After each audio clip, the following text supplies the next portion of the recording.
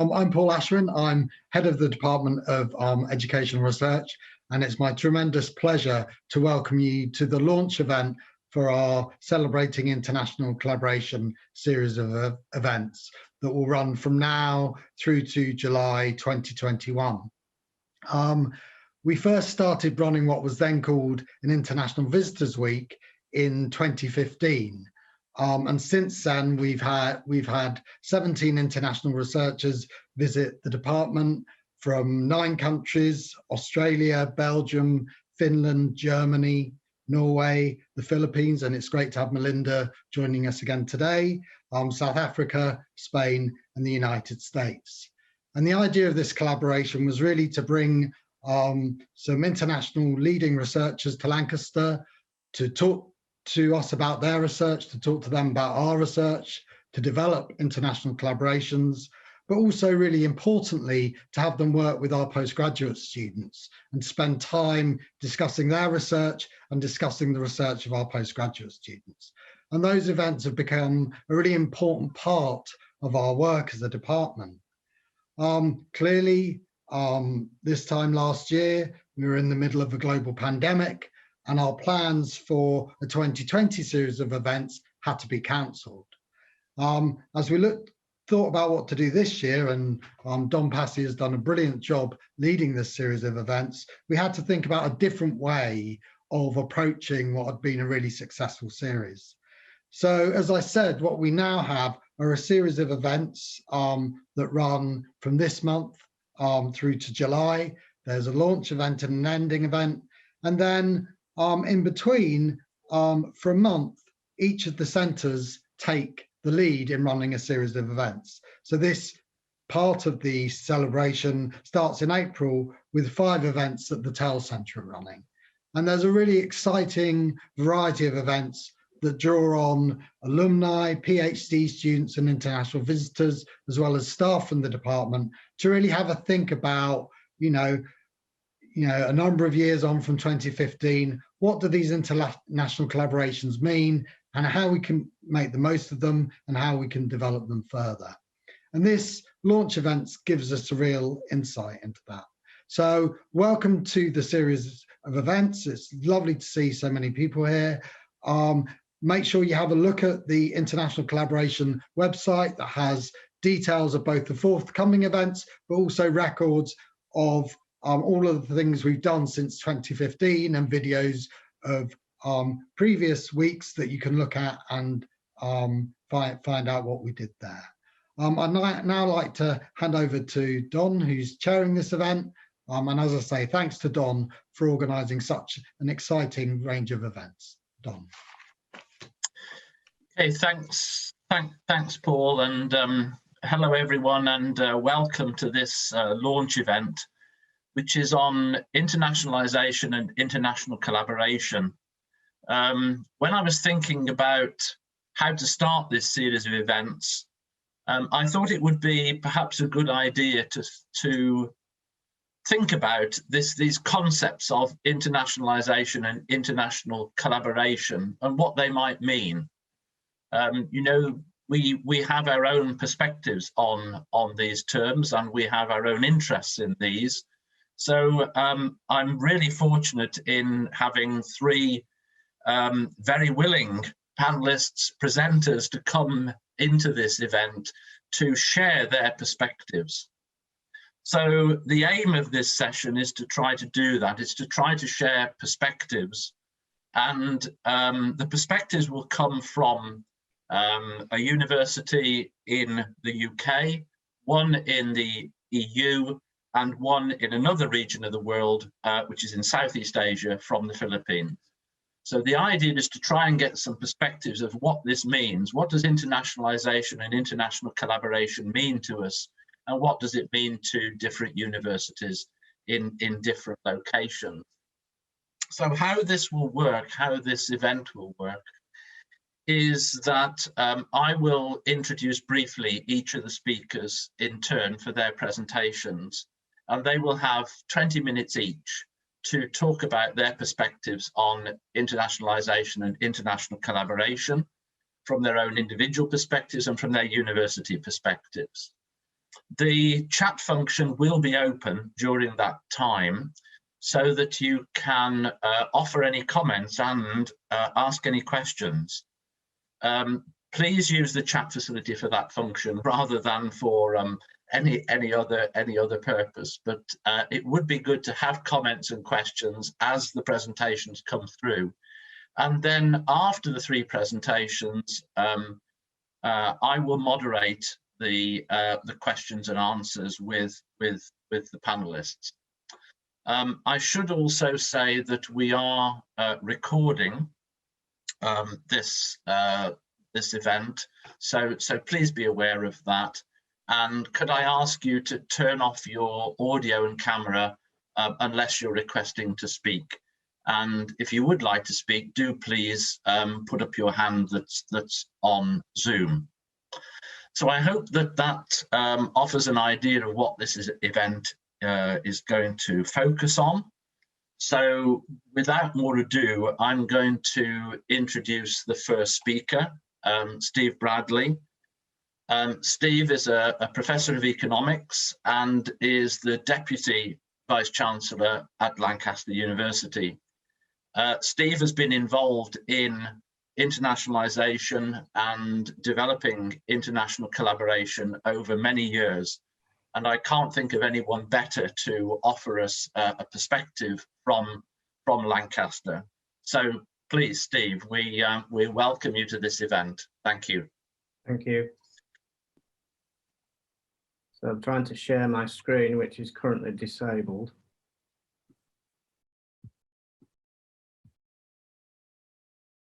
There we go.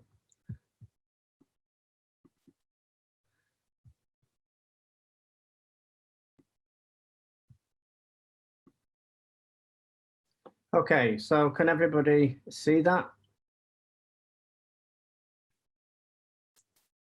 Don? Yep, good, thank you. So as Don says, my name's Steve Bradley. I'm currently Deputy Vice-Chancellor at Lancaster University. Prior to that, I was the Pro Vice-Chancellor for International and spent many years working with colleagues, tried to develop our international strategy and our international activities, many of which I will talk about this morning. What I'd like to do specifically is just, first of all, mention a few words about the strategy in which the internationalization activities was embedded. Then talk very briefly about 5 components of internationalization, but then pick out one particular component which I spent a lot of time working on with colleagues, which is our transnational education activity. And then finally, just conclude with a few words about how things are evolving in the light of COVID-19.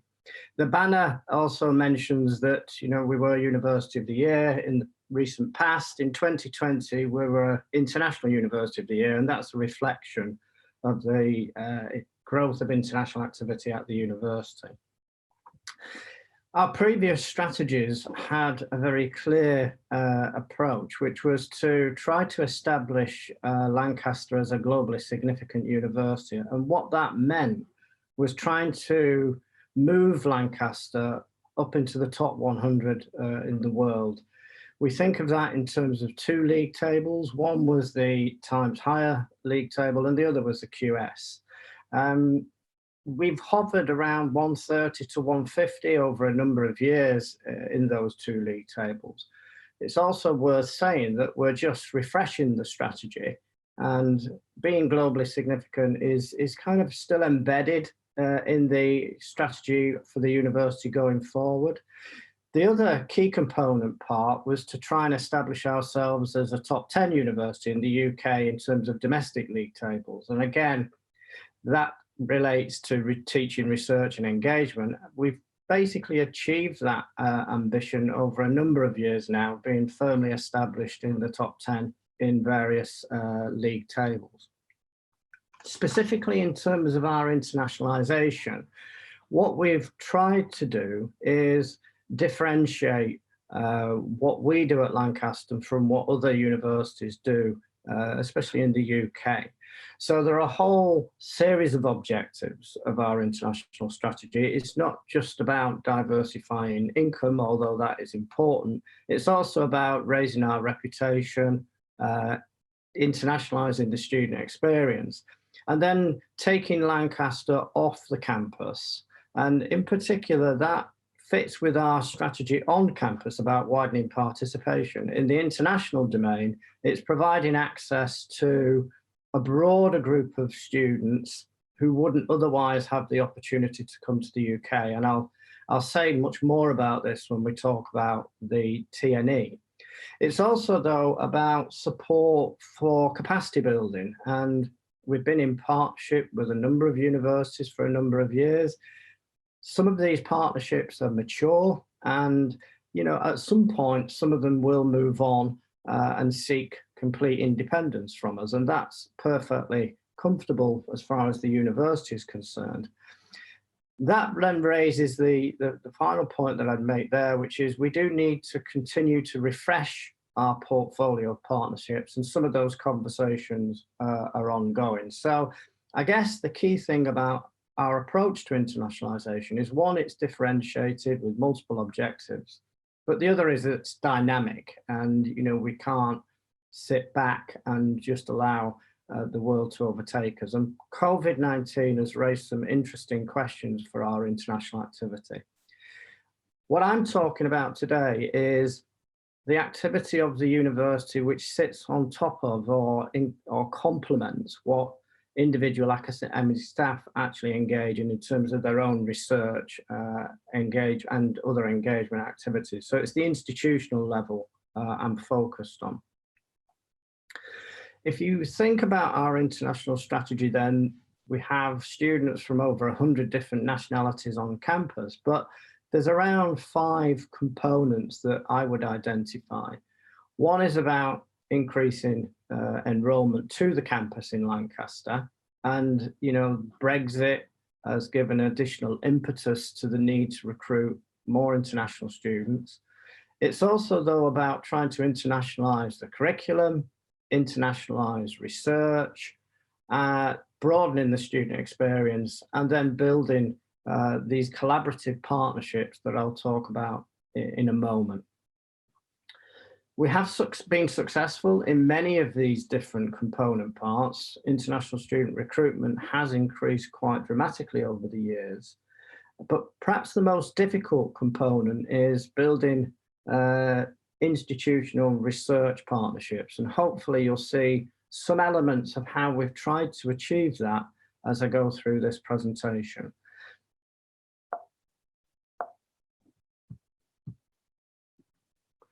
So in terms of our transnational education activity, what I'd like to do is say a few words about our approach,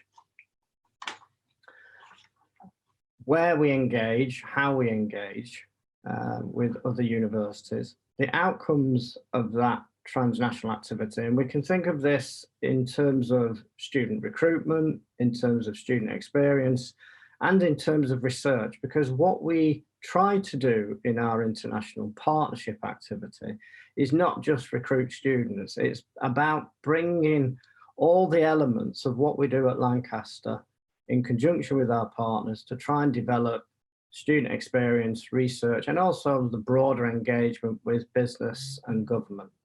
I'll say a few words about the lessons learned, because you do make mistakes as you start to build international partnerships, and we have been guilty of that too.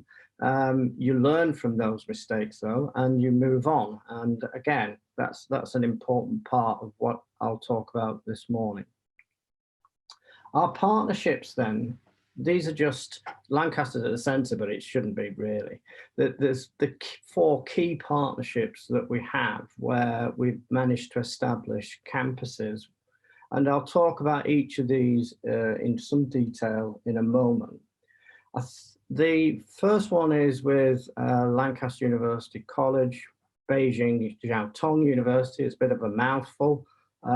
Essentially, we're embedded within Beijing Jiaotong University, and I'll say a few words about that. Lancaster University Ghana, a very important initiative for Lancaster, slightly longer lived than the Beijing arrangement. Lancaster University, Sunway University is a partnership that's probably the longest lived in terms of Lancaster, based in Malaysia. And then we've got the most recent development, which is the campus in Leipzig, in Germany. Why do we choose these particular parts of the world? Well, we choose them on the basis of their geopolitical importance. I mean, I don't think we can deny the geopolitical importance of China, but the other component part is that because we see that certain parts of the world are developing, and we expect that sub-Saharan Africa over the next 50 years will develop quite rapidly. And so what we're doing here is taking a very long-term perspective of our partnerships and partnership development. There are a couple of partnerships that we had in the past, reflecting partnerships that didn't actually succeed. One was in India and the other was in Pakistan. Those two partnerships have now been laid down. There are lots of lessons to be learned from partnership engagement, and in particular, making sure that you can exit from a partnership. And that some of that will hopefully come through as I continue to talk this morning. So how we engage? First of all, we seek to provide programs that do fit with local need. And that's in terms of economic need and societal need. So the kind of degree programs that we offer are usually arrived at in conjunction with a conversation with local authorities, the regulators, and with government representatives. Most partnerships develop from the perspective of foundation and undergraduate programs. However, they don't end there, but they do start there. And the reason they start there are for the reasons I've highlighted in the brackets. It's possible to hire staff, demand is usually greater, and average costs, if you can find that enough students to engage in your programs, those costs do fall. Now, having started at that point, you then move into master's level provision, and we've been doing that over the years. I think the third bullet is especially important. We must maintain control of our academic quality, and we've managed that. And the way we do that is to hire senior academics who are seconded to our partnerships. But the other thing which you'll notice in a minute when I talk about the specific partnerships is we've moved increasingly towards one in which we hire academics to deliver the modules in conjunction with colleagues who are hired locally. So the models are evolving. We don't build campuses. We basically do collaborate and enter into partnerships. We do bear some financial risks, but our major risk is reputational, hence the need to maintain a very strong hold on academic quality.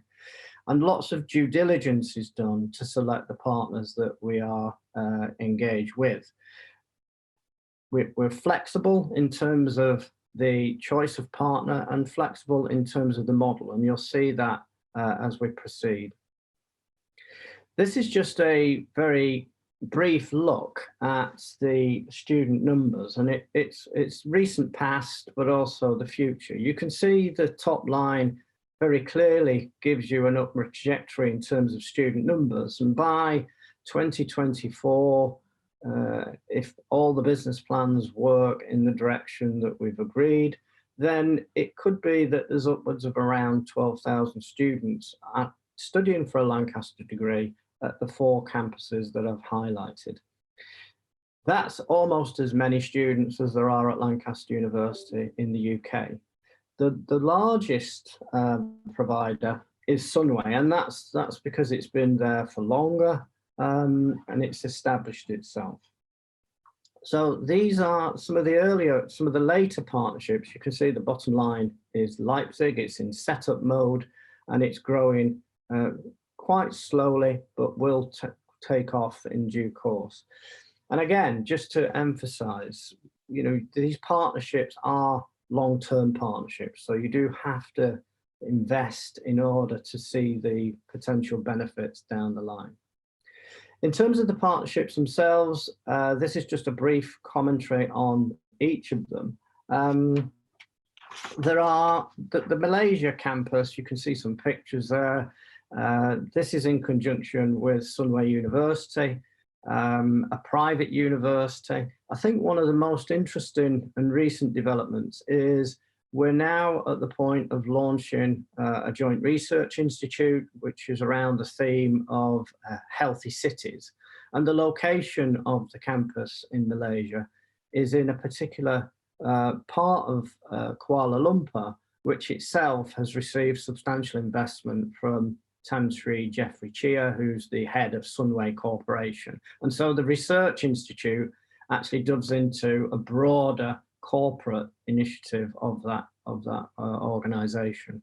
We do make joint staff appointments, and we have been able to engage with our partner in Malaysia by establishing summer schools, and that gives students from Malaysia the opportunity to come to Lancaster, but it also gives Lancaster students the opportunity to go to Malaysia and hence enhance the student experience. Finally, in all of our partnerships, we use them as a base for recruiting back to Lancaster as well.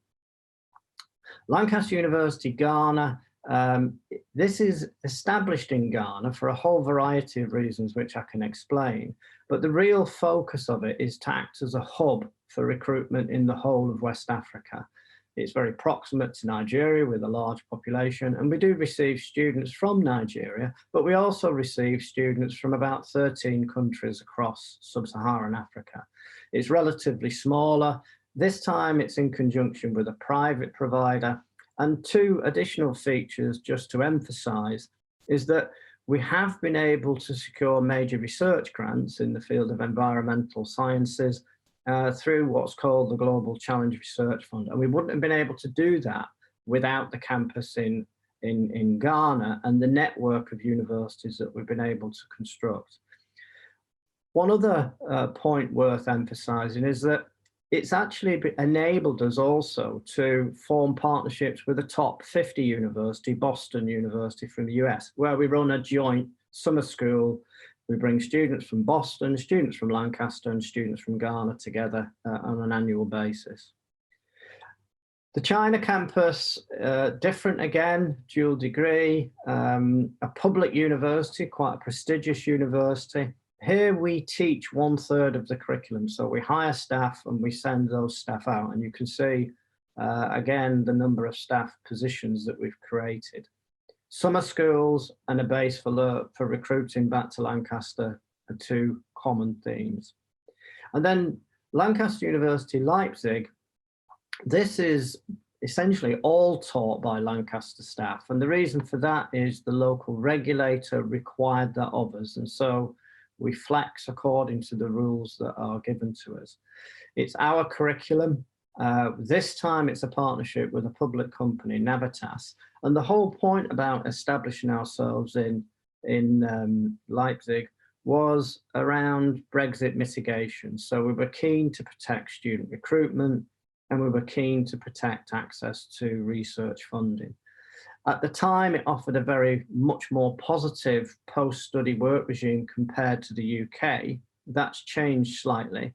But what's interesting about this is not only are we recruiting local German students, but we're also recruiting students from quite a wide range of other countries: China, India, Kazakhstan, parts of sub-Saharan Africa. So it's actually, proving to be very successful on a number of different fronts. This is quite a long list of lessons learned because you can't stop learning when you're engaged in international activity. I guess the one I would emphasize just at the bottom is that partnerships don't last forever, and partnerships are not one way, they're two-way relationships, and the partners eventually will fledge and they will go their own way. And that's been true of the past in the UK for Lancaster with respect to some associated colleges, but it's also true in the international context. And that means that, if you want to be international and take your programs and research off your domestic campus, you do have to think about developing new partnerships, because some will eventually move on and become completely independent of you. And that's because they gain from the experience of working with you as a university. Finally, I'd just like to say a few words about the impact of COVID, because obviously COVID has had a substantial effect on everybody. But in terms of our international activity, it's caused us to reflect again on our international student recruitment. Similar to many UK universities, we are, recruiting larger numbers of Chinese students. I think what COVID has done, because it's impacted on that recruitment, it's demonstrated some of the risks of reliance on a single country. And China's just a recent example. The general point is we need to diversify recruitment, and COVID has highlighted that to us. And so we are now engaged quite heavily in a diversification strategy. The second point is the university in its most recent strategy is committing itself to net zero carbon emissions. And that raises lots of issues about how you engage with your partnerships, because international travel is a key contributor to carbon emissions. And so we have to think about how we do that. And what we're trying to do now is reduce the amount of international travel, but perhaps when we do travel, to remain at a particular partnership for a longer period of time. So that's true for Leipzig, for instance, but it's also going to be true for our operations in China and Malaysia. And then the final point I would make is the whole experience of COVID has highlighted the strengths of digital and developing a blended approach. I think our direction of travel for the next 5 years at least is going to be one of trying to connect the campuses together and to co-design and co-deliver programs, but to do so in a very collaborative and environmentally sustainable way. So I think COVID has taught us some lessons. I think this will benefit the development of our international strategy. And so I will pause at that point. I think I'm 1 minute before time. So hopefully that was of use. So thank you very much. Thanks, Steve. Thanks very much for that really good overview that gives a whole range of different perspectives on internationalization and reasons and objectives, but also thinking about what collaboration might mean and the importance of collaboration at various sort of levels. So that's really, really helpful, really useful. Thank you very much for that. As I said at the beginning, we will keep the comments and questions until the end. So if you do have comments and questions, do please put them in the chat, and we'll pick up with those afterwards. Or if you want to ask a question directly, then we can enable that at the end. So at this point, I'm going to introduce our second speaker, who is Professor Valentina Dagienė. And Valentina is a professor and a senior researcher at Vilnius University in Lithuania. I've had the enormous pleasure of being able to work with Valentina over many years. And I think that Valentina is in a very good position to be able to tell us now about these concepts of internationalization and international collaboration from an EU university perspective, and of course, as we know, that's now post-Brexit. So, Valentina, please, we welcome you to this event. Hello, everybody. Just I'm sharing my slides. Okay. Yeah. Do you see?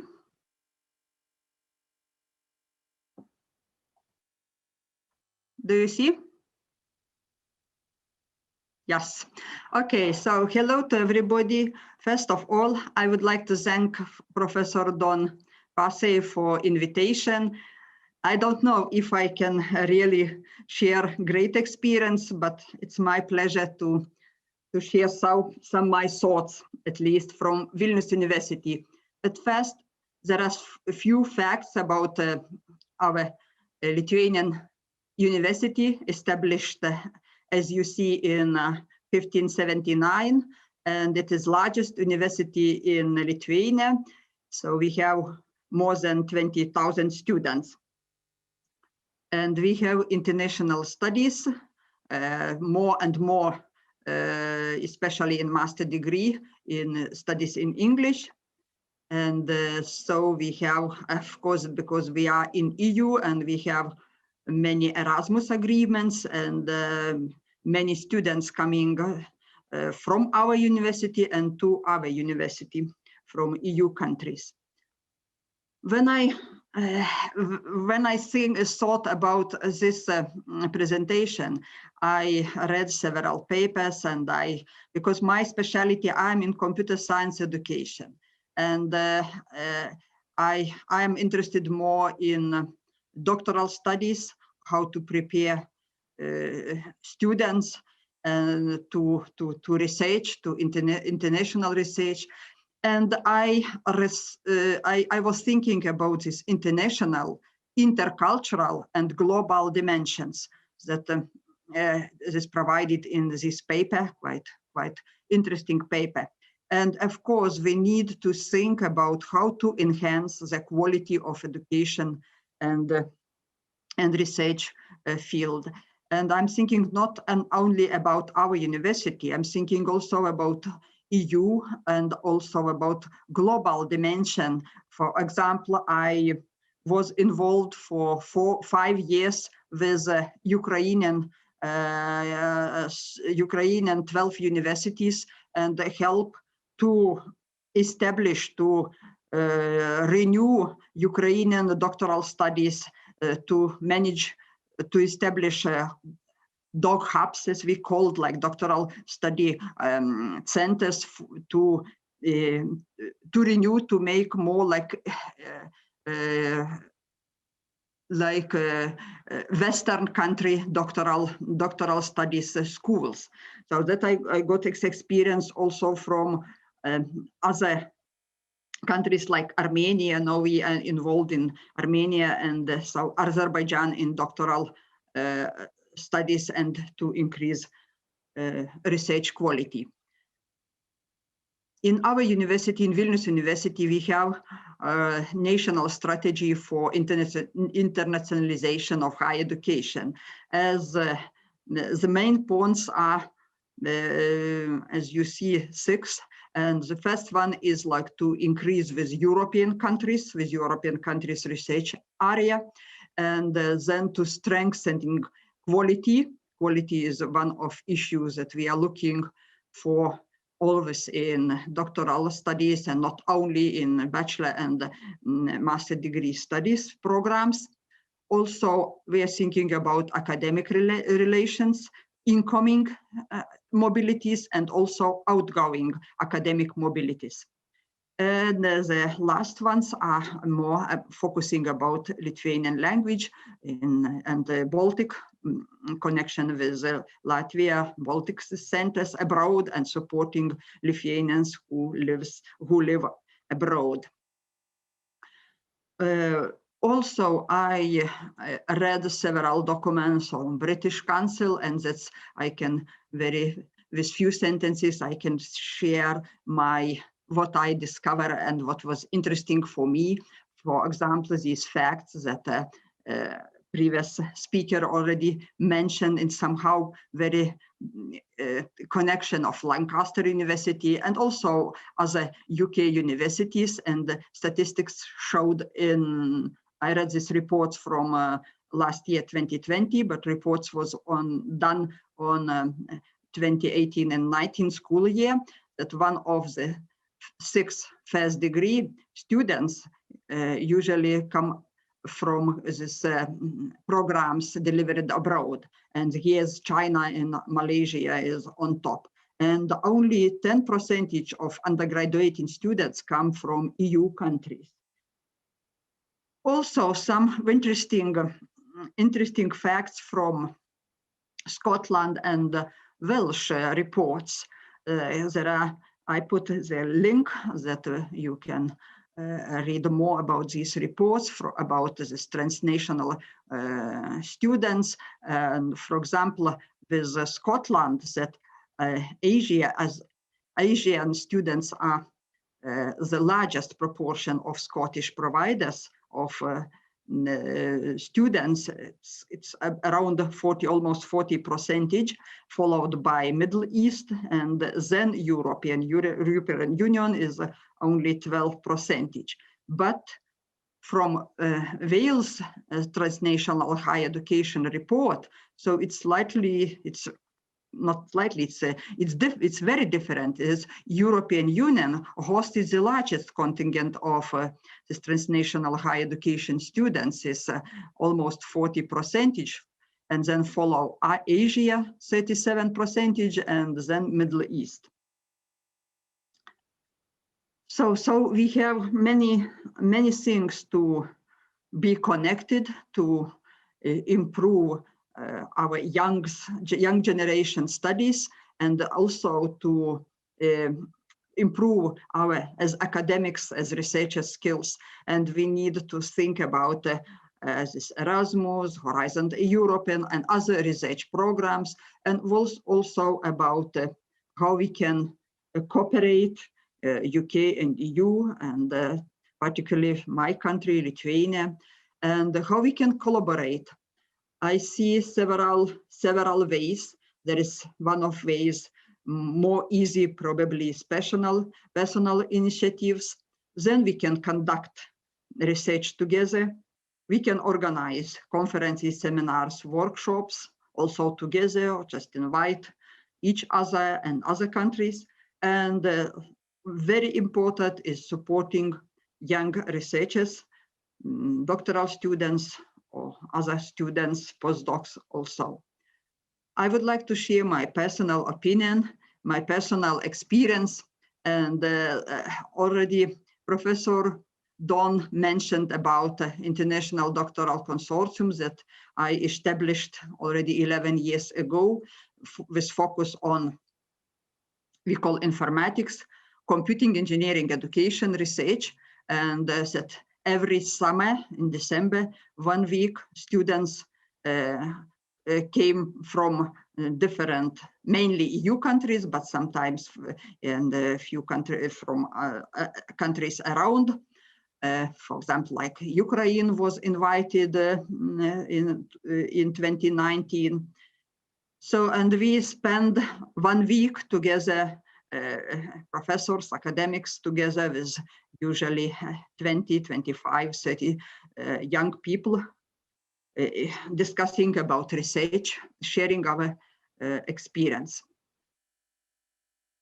In Vilnius University, we have these regulations on internationalization, I already mentioned, but concerning doctoral studies, we have 3 main points that is deeply connected with internationalization. First one is that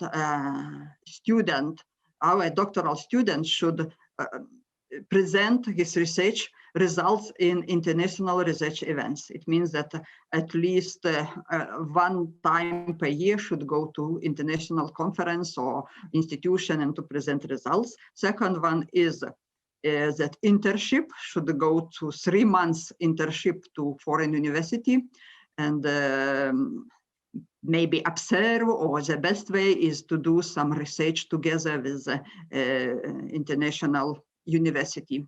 For example, like my students, usually we have good contacts with Finland, with Sweden, also Italy, and UK. Also, I send several times my doctoral students to UK for this 3 months internship.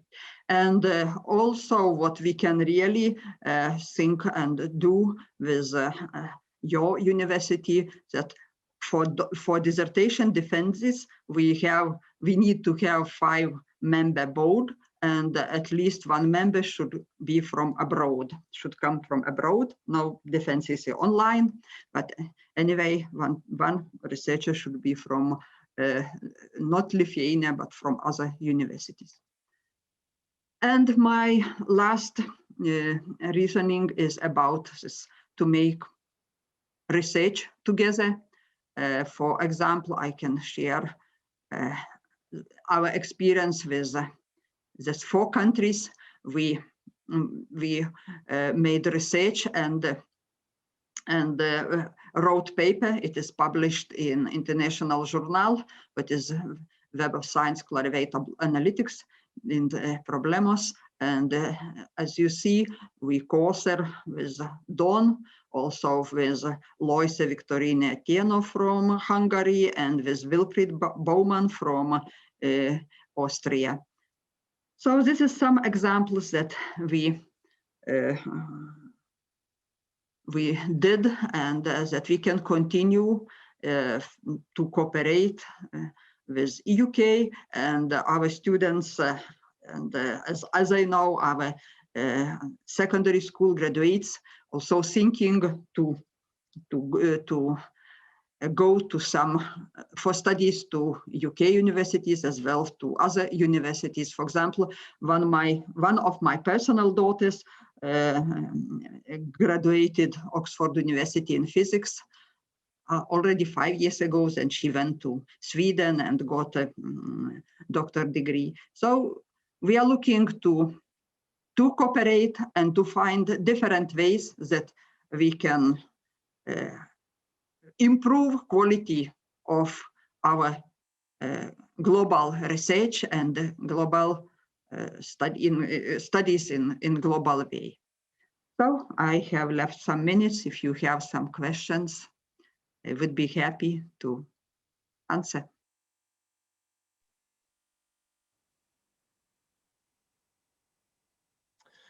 Okay, thanks very much, Valentina. Thanks very much for that very useful overview and looking at different ways in which you and your university is collaborating, and also what you see as the importance of that and how you would see that developing in the future.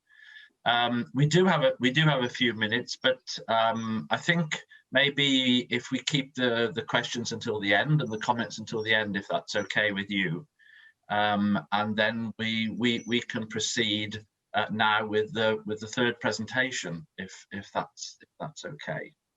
Yes. So for the third presentation, it's my great pleasure to welcome Melinda de la Peña Bandalaria. And Melinda is a professor and is also the Chancellor of UPOU, which is the University of the Philippines Open University. And we had the pleasure of hosting Melinda in Lancaster some years ago. And I've had the great privilege to be able to go out and to work with Melinda and her staff at UPOU in the Philippines. So Melinda, you're very, very welcome in this event, and we look forward to hearing about your ideas on internationalization and international collaboration from a university which is quite distant from us, 6,500 miles away. So you're very, very welcome. Please, Melinda, we welcome your presentation. Yes, thank you very much, Don, and thank you also for the invitation and opportunity to be part of this event. As mentioned by Don and earlier by Paul, I had this honor and the privilege to be part of this program years back, and I'm so happy to see familiar names in our list of participants. So allow me to share my presentation. Okay, so as mentioned, I was requested to talk about what is internationalization and international collaboration for a university 6,500 miles from the UK. And as introduced also, I am with the University of the Philippines Open University and currently serving as its Chancellor. And because of this, I will be presenting internationalization and international collaboration from two perspectives. One is the institutional perspective from the University of the Philippines, and the other is how I concretize that perspective, that position, as the Chancellor of the University of the Philippines Open University. So first, let me give you a brief introduction about my university. So in the country, in the Philippines, we're being referred to as the premier national university. We are the only national university in the Philippines, and we were established in 1908. We are composed of 8 constituent universities, and UPOU University is one of those constituent universities, and one autonomous college spread throughout the 17 campuses in the archipelago. We are offering 258 undergraduate programs and 438 graduate programs. And the members of the academic community who are expected to be part of the internationalization program are 3,981 faculty members and 1,431 research and extension personnel. So why internationalization and international collaboration, or the imperatives for internationalization? Again, from my own observation, from my own position as the Chancellor, I looked at the imperatives from three imperatives for internationalization. First is to strengthen the qualifications of the university so that we can perform our mandate and functions.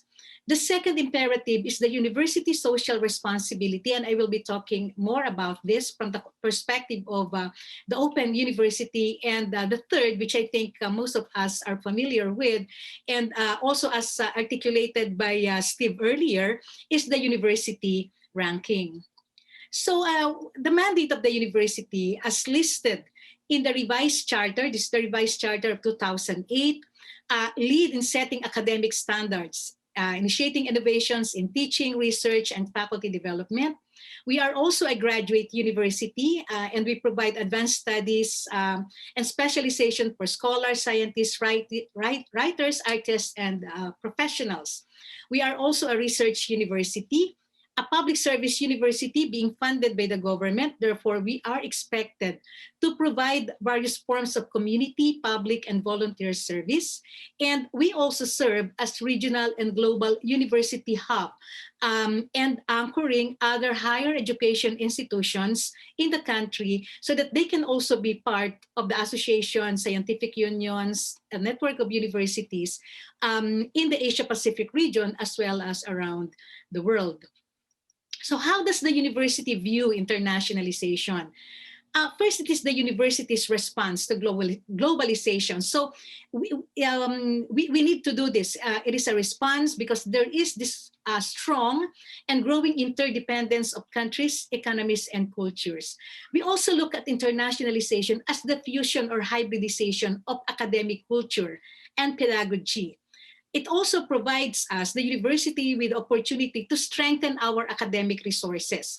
Because as I have mentioned earlier, we need to strengthen our qualifications so that we can perform the various mandates, functions that I have enumerated earlier. And it is therefore essential for us to pursue internationalization given these rapid changes in the socio-political, economic, and cultural landscapes. And of course, it is also a desire, I mean, every university desires it, to be always at the forefront of teaching, research, and extension work. So the guiding principle of the university's internationalization program is symbiosis, or the symbiotic relationship between or among partners, wherein we are also entering into a partnership with the idea of what we can offer, our own strength, and what it can benefit, how it can benefit the university. Therefore, because of this mindset, the university is developing also its capabilities to be able to enter into this internationalization and international collaboration, because we also have in the same way that we are expecting to gain or benefit from our partner universities, we can also offer something wherein the partner universities can also benefit from our expertise. But at the same time, internationalization is also an opportunity for us to promote the national or the Philippine consciousness culture, and of course, the products and services that the university offers. So we can say, looking back at the history of the university, internationalization is as old as the university itself. There are research, creative work, collaboration with other universities, higher education institutions outside the Philippines, since its founding more than 100 years ago. And the international mobility has been generally undertaken by faculty members and staff, some of whom are PhD graduates of foreign universities. So we can see here that the early articulation of internationalization is having our faculty members, staff, taking their graduate degrees in a foreign university. So I have cited here as one example, academician Emil Q. Javier is a former president of the university and also a former secretary of the Department of Science and Technology. While he obtained his bachelor's degree from the University of the Philippines, he also obtained his master's degree from the University of Illinois and his PhD from Cornell University. And there are other faculty members, officials of the university who also gained qualifications from, or advanced qualifications from foreign universities as the early articulation of internationalization. So what are the strategies? Of course, I have mentioned earlier the number of academic staff who are expected to be involved in the internationalization programs and activities of the university. So therefore, the first strategy is for us to have this deep understanding of why the university has to pursue internationalization. We call this stage the internalization. In order for us to be involved, we have to understand why do we need to do it.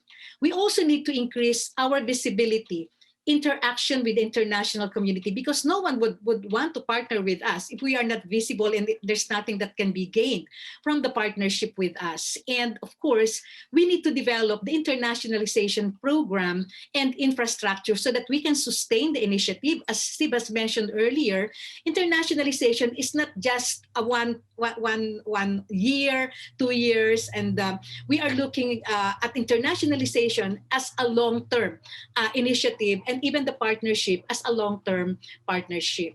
So these are just examples of the different programs and projects on internationalization at the university level. So we have the Move Up, or the mobility for vigor and excellence. This is for undergraduate students, for them to be exchange students in a foreign university. So the university provides full or partial support for 1 semester enrollment.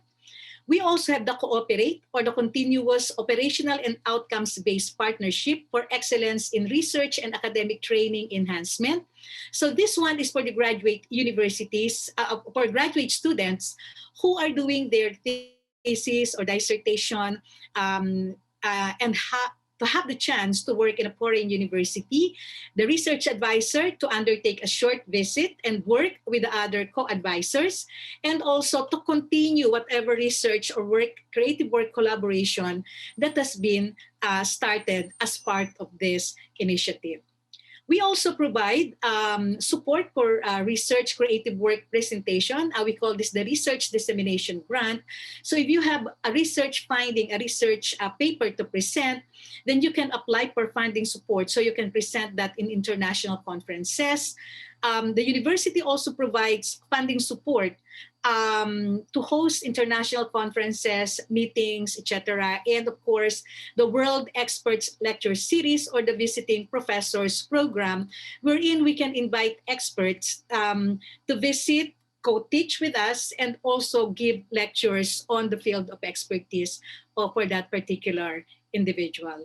So these are just examples of the international collaborations that we are doing now on research.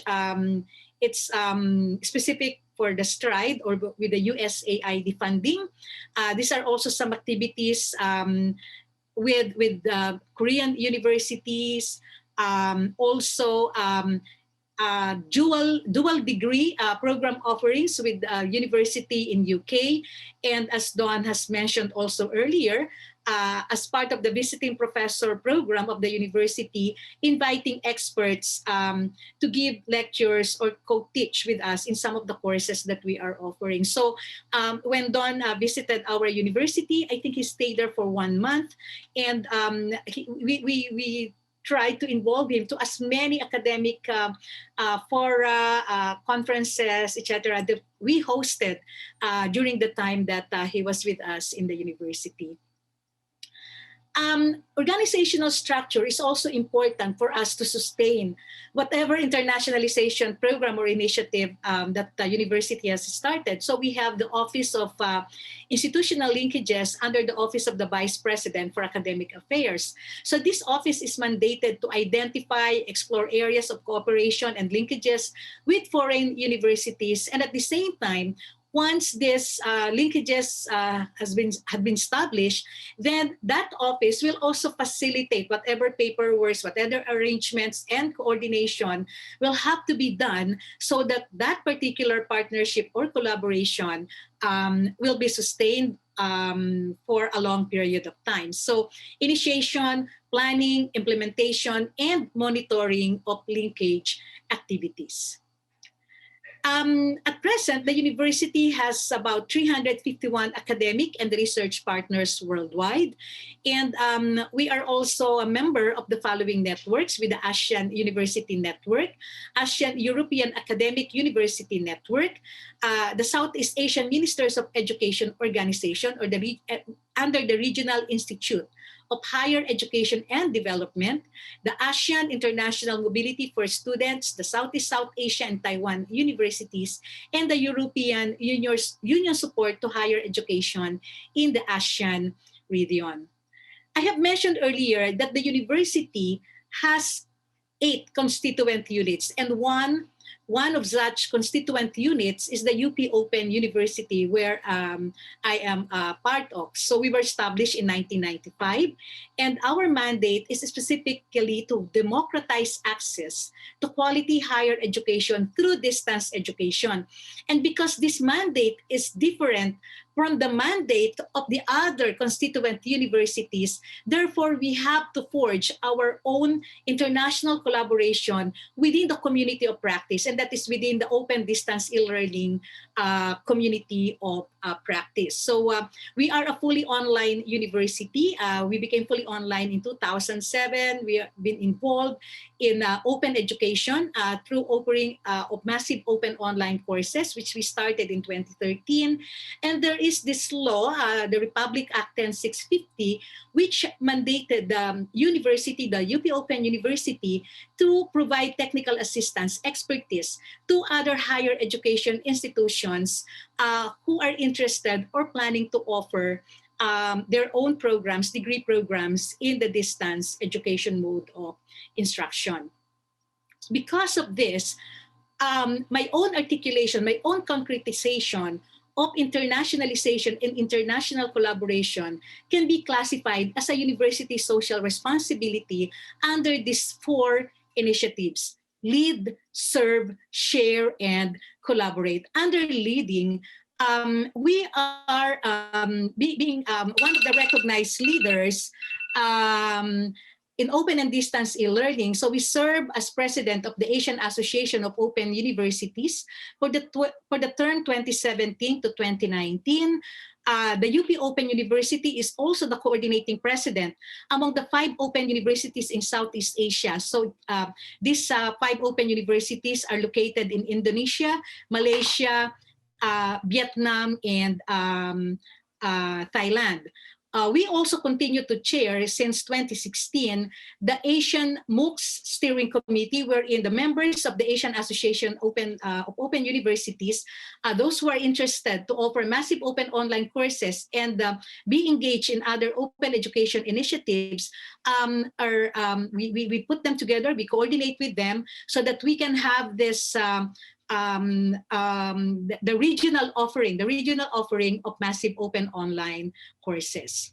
Underserved, because of also of our engagement in open education, We are also serving not only the country by serving as the representative, like for instance, in this case, the university is the Philippine representative in the UNESCO Intergovernmental Consultation on OER recommendation.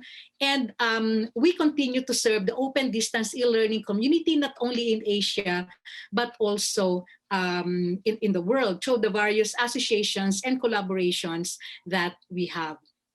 In terms of sharing, we are taking active or making active participation in various academic conferences. So like for instance, this one is the ASEM MOOC stakeholders meeting. This is the Asia-Europe Foundation Initiative. The CMEO, Southeast Asian Minister of Education Organization, they have many initiatives also.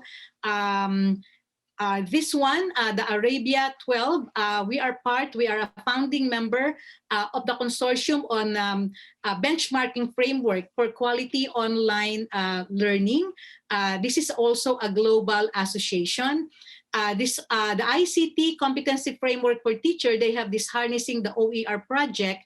The Philippines, the UPOU University is the representative from Asia, as well as many other fora and conferences wherein we are sharing our expertise and our experience. In terms of collaboration, as I have mentioned earlier, we have to collaborate with many global, regional, and global associations. I have mentioned this ICD, the International Council on Open and Distance Education, the Commonwealth of Learning, the CMEO, the Asia-Europe Foundation, and of course, even with the Thailand Cyber University, with the other open universities and the platforms, the ministries offering open education.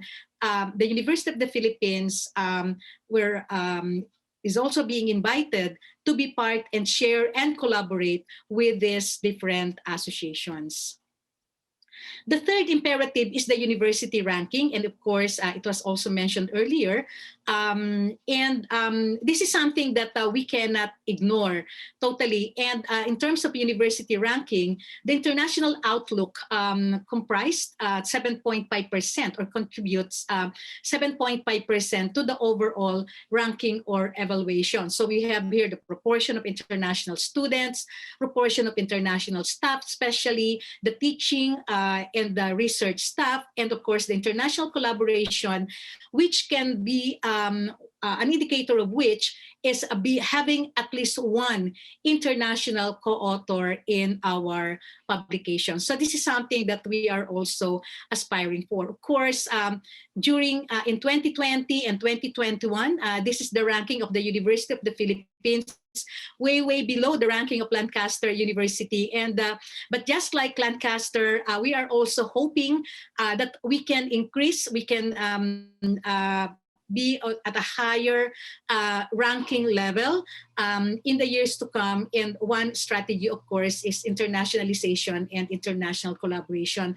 When it comes to publication, we have a good record on that, specifically on citation, global citation of the publication, specifically for the medical and health sciences field. So what exactly is the impact of internationalization activities on the institution? At the University of the Philippines in general and the University of the Philippines Open University specifically. So it has increased the university's visibility, our interaction, our presence in the international arena. And because of this, we continue to attract international students. We continue to attract and invite international academic staff to be part of our research and teach our courses with us. And we are hoping that in the years to come, we will be able to improve on this and further increase our internationalization activities and our international collaboration. So I think that's my last slide. So thank you very much again for this opportunity, and good day to everyone. Thank you. Thank you, Melinda. Thank you for that wonderful overview of how you see internationalization and collaboration and the importance of that for the institution, for students, for staff, etc. So that's a wonderful overview. Thank you very much. So now is the time when I'm going to take any questions, and we can offer those questions to the panel. And there is a question already, which I think is quite an important one, and it's one that I'm sure a range of people would be interested in. And this is something that all of you as presenters have in one way or another brought up, and it's this, and it really deals with two things here, two features of internationalization. One is to do with this idea of quality and what internationalization, what role that has in terms of enhancing quality, of being able to look at quality, of reviewing quality, etc. And then the other part of it is to do with this idea of university world ranking and the importance of that, and whether actually these two things connect or whether they don't connect, and what this sort of and how you view this. Because I know that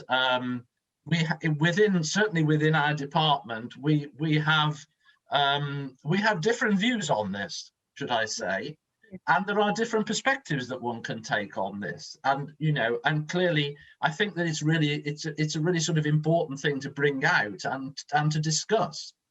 And it would be really interesting, I think, to hear about that from you. From each of you as panelists, what your perspectives are from your university, or how you see that.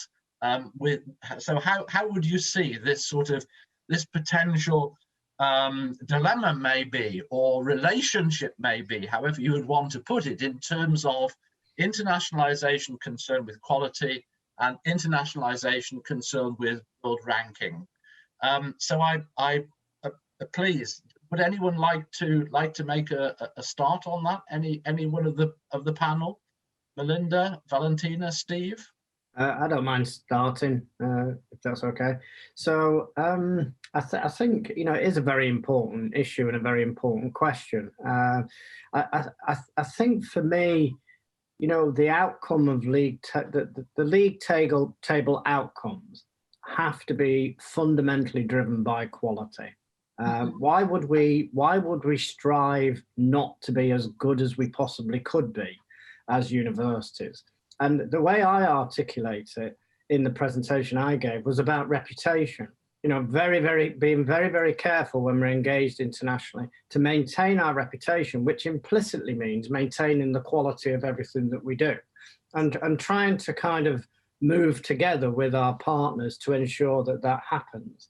So I know that Richard raised a question in the chat, and it was a bit more pointed about, top 10 in the league tables in the UK, for instance. I think, we are striving to be better. One outcome of that is hopefully reflected in league table position. So I think for me, if you then generalize it to international rankings, it's about research, it's about teaching, and it's about broader engagement. So I don't see the two things as necessarily being divorced.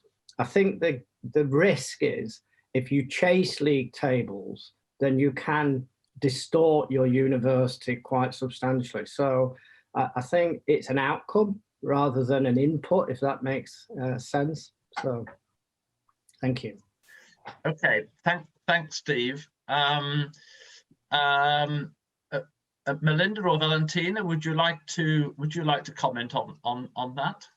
Maybe I can add a few words, because it is really questions that we are talking in Lithuania, in Vilnius University, that we are fighting also, like, to be in this 300 now universities or what we can do. And of course, we always thinking about how to balance. I like this word, that to balance quality and outcomes, that we should also very much to focus on quality. Now, I think that our government, especially when the Research Council announced in 2017 very strict rules for doctoral studies, that each student can get a degree in exact sciences only when publishing at least 2 papers in the Clarivate analytics with impact factors.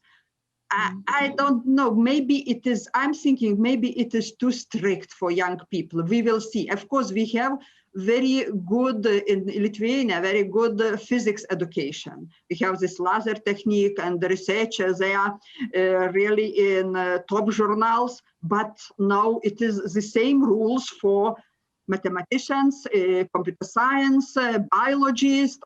So we will see. Now there we have many discussions, and I think that it is what is value being in international community is value that we have possibility to discuss, to change our minds, to learn from each other.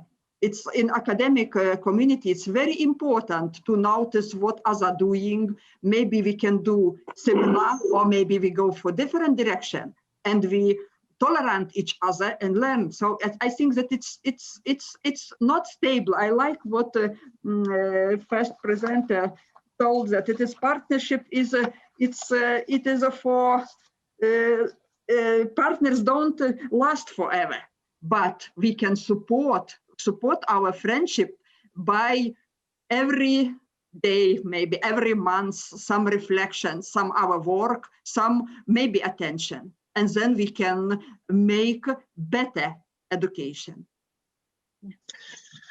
Thank you, Valentina. That's a very interesting perspective. Melinda, would you like to comment on this point? Yeah, I think first and foremost, our concern is quality, and whatever would give that quality education to our students, which will include internationalization, is something that we will do. So like, for instance, we know the indicators for quality education. We are looking at that, we are evaluating, we are always assessing the kind of quality education that we are giving or providing to our students. And we know that internationalization can contribute to the enhancing of the quality of education, then we will pursue, or we are pursuing, internationalization and international collaboration. So I agree with Steve, they are not divorced, they are in fact supportive. Internationalization supports our goal of providing quality education. So yeah, that for me, they are not divorced, they are aligned. Internationalization supports quality education. Okay, thank you, Melinda. Okay, I'm sure that that this is sort of not the end of this area of discussion. I'm sure that this is going to be a discussion which is going to continue. You know, and I think it's certainly an important one. I think that the opening of this sort of discussion around these points enables us to look at what is happening and what might happen in the future with regard to these. And I think that that's going to be very, very important. So thank you for that. So I'm going to come on to another question now, and this comes from Liz, and this is to do with mobility and plans for mobility that come through internationalization around student and staff mobility. And it's a question of what can happen for those who cannot manage that form of mobility. What is there in terms of internationalization? What possibilities are there, or what might be done in terms of offering some international experience for those who are not able to undertake what might be regarded perhaps as more traditional forms of mobility? So I don't know whether you'd like to comment on that. Again, I open this up for all of the panel. Can I start? Yeah, making my comments on that.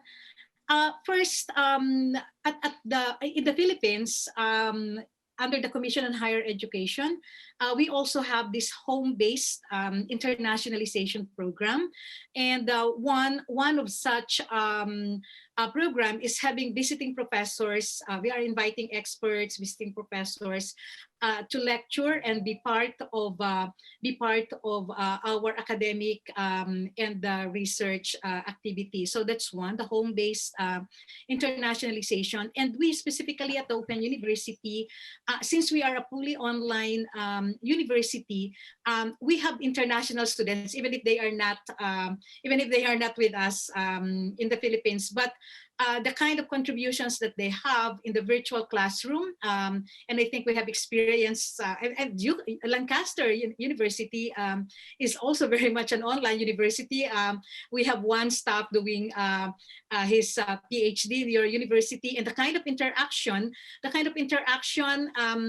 he has with the fellow classmates can already be equated with this mobility, virtual mobility, so to speak. And he has this opportunity to visit the university and also interact face-to-face with the professors during before the pandemic. So there are many alternatives, shall we say, like the virtual space, and of course the home base, or inviting experts to come and visit the university, be part of the teaching and research complement of the university. So that's what we are doing now.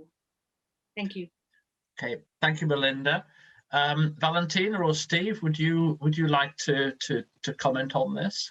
So I think, just in addition to what Melinda has said about the virtual and the visiting, the whole point about taking our curriculum and our research off campus is to kind of give students who wouldn't otherwise have the opportunity to come to Lancaster an opportunity to get an education from a UK university like Lancaster. I guess the other thing I would say, though, is you really can't replace face-to-face contact. We need to provide opportunity for those who would find it difficult to get a full program. It's expensive to study at Lancaster University, as it is at many other UK universities. So the kind of things I was talking about, summer schools, providing opportunities for staff to do our certificate of academic practice. So they come to Lancaster and they meet colleagues from Lancaster. There are opportunities also for scholarships where we give students, financial support in order for them to come to Lancaster. I think going forward, I think there's probably going to be a lot more in the virtual space. I think that's the one experience of the pandemic. Obviously, Melinda's ahead of the game, being an open university in this space, but we will learn from what we've achieved this last 12 months, and that will enable us to further internationalize and engage with students who wouldn't otherwise get the chance to come to the UK. So I guess for me, it's a mixture. It's a mixture of in-person, visiting the UK, visiting countries, and also increasing virtualization. Thanks, Steve. And we have another question coming up, which is actually, I think, related to that. But before we go on to that one, Valentina, would you have any comment about this mobilization and international experience? Maybe very short, that now we should rethink what we can do, how we can get some financing support to establish these mobilities. And I think that we should balance this virtual and face-to-face. Because one thing is, when I know personally Don or others, it's more easy to contact, collaborate virtual. But when persons, I notice from young students, when they do not know at all campus, university stuff, for them is like they lost motivation. That we should do more, maybe some summer school, some short visits, and after then you can make research, you can make more studies, but at first you should know person and get face in face. Okay, thank you, Valentina. Thank you all for that. So this next question is really follows on, I think, quite nicely from that, because you were all mentioning this this need to try and think about the balance between the virtual and the face-to-face, and what that means in terms of experience. And the next question really comes from Leah. And although Leah mentions that this with regard to Lancaster, I think this is it would be interesting to hear that from each of your perspectives, from your university perspectives.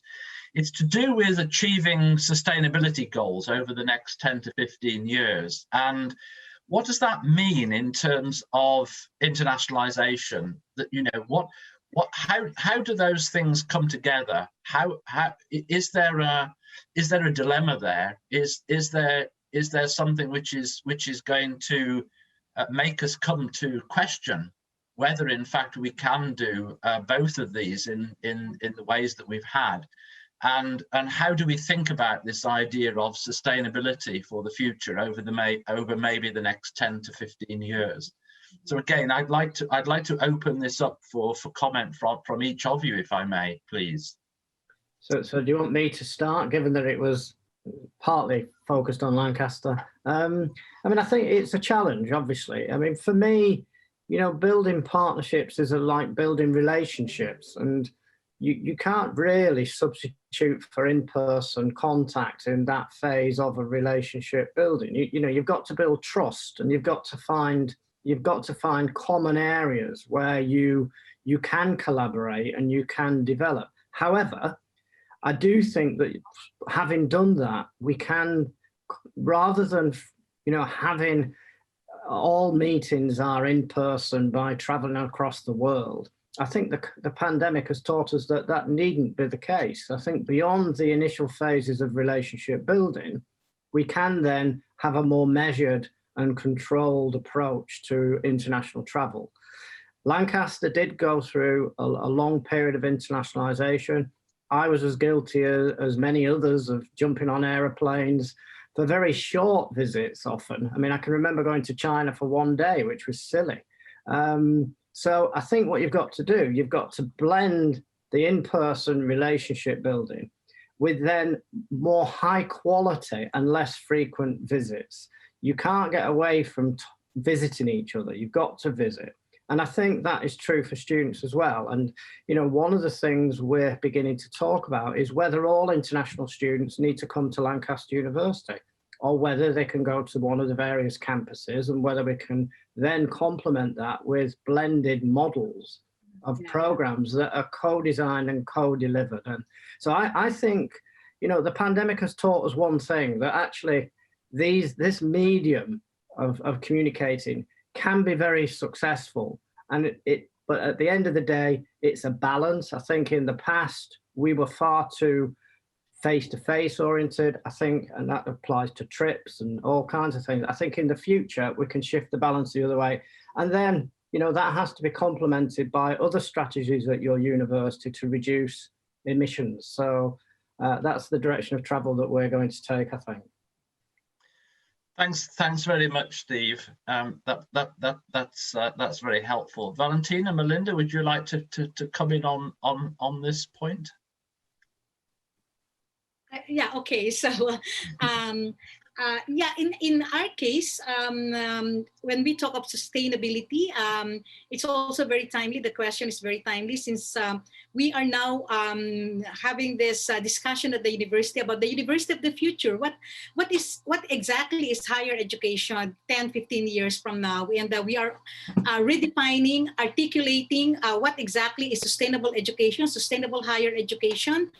And we are looking at quality, inclusion, relevance as part of the domains or pillars of sustainable education. And how can we achieve this we are looking, for instance, at the degree programs that we will offer, and the one characteristic or one feature of degree programs and even the research that we are doing is the pluridisciplinarity of these degree programs. Because of this, there is now this need to be more internationalized. Meaning to say, to establish more collaborations, to establish more partnerships so that we can get whatever expertise that we will need in order to offer these pluridisciplinary degree programs. We are looking at this something like, if you are offering a computer science program, you will not just be teaching your students. I think Valentina mentioned that she is an expert in computer science, but we are looking at offering a degree in computer science. You will not just be learning about hardware, software, developing systems, etc.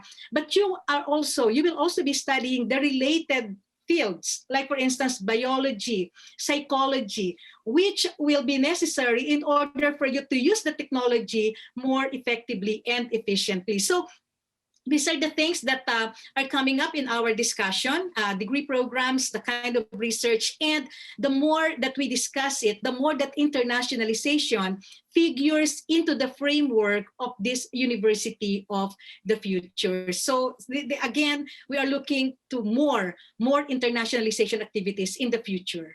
Thank you. Thank you, Melinda. Valentina, would you have a short comment on this one as well? Yeah, yes, I would like to comment on or to add one dimension also, that we should think about compromising local needs with international, with global views. It means, for example, now in Lithuania, we are struggling with teacher education, especially teachers in exact sciences or in sciences. We are lack of teachers in mathematics, computer science, and biology. In this, we have good teachers in like social sciences. And then we should put attention on this field because it is in our local needs. And from other side, we can learn from such countries like, for example, like Finland, who is one of top country in teacher education. And one more thing that we should think about how to improve our education for future, because now we should think about, for example, like robots or computational thinking in all fields. It doesn't matter that I'm computer science, but it's in linguists or social, all of them will need to use, let's say, smart devices, robots. What skills we need? So it means we should, from one side, to deepen all our study programs, from other side to attract attention young people. Just our studies are modern and that they can choose these, let's say, classical subjects. Thank you. Okay, thank you, Melinda. Thank you very much. So I'm conscious of the time, and I'm conscious of the fact that these sort of discussions could go on very much longer.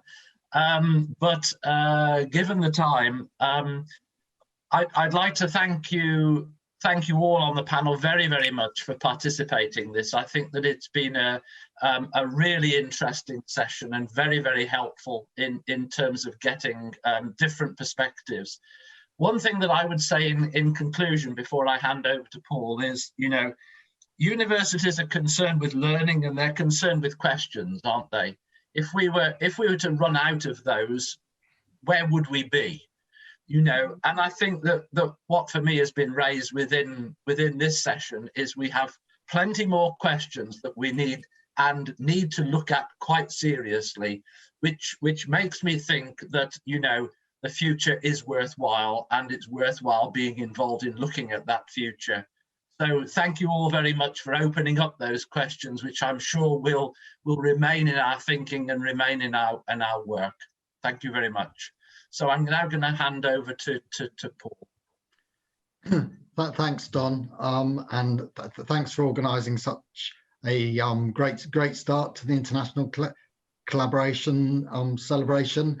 I'd also, really like to thank Melinda, Valentina, and Steve for getting us off to such a great start and raising such rich set of questions around internationalization, you know, and what came across really strongly for me is, one, the importance of internationalization and also the variety of perspectives. And those two things came together to give us a really rich discussion. I probably can't finish without kind of emphasizing the work we do as a department. You know, we have students studying in 47 different countries.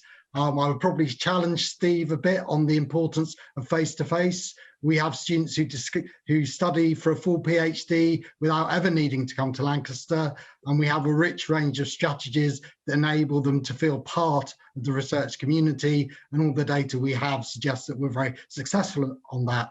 So as well as learning from COVID-19, perhaps the university could learn from our practices in terms of developing sustainable relationships that don't have such a toll on the environment, and we'd be very happy to engage in that discussion.